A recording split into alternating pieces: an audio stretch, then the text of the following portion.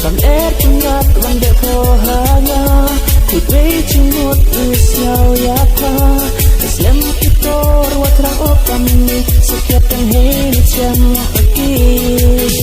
Katu ciruk wakala hewan Kularong telah lekaman kamon Tinggi tewan Hampulari ki Yome iyanam Duha paron ki Katu ciruk wakala hewan Kularong telah lekaman kamon Tinggi tewan Hampulari ki Yome iyanam Duha paron ki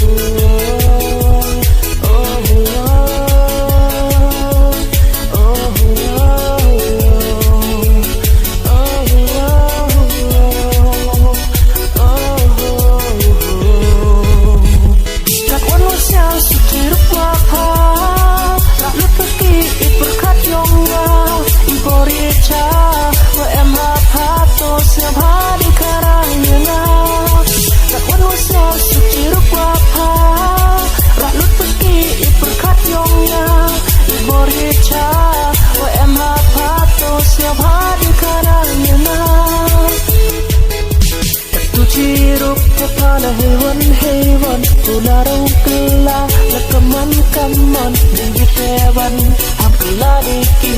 Yome iyanam Duha paron ki Satu sirup Kepala hewan Kularong kela Lekaman kamon Tinggi tewan Hancukor diki Yome iyanam Duha paron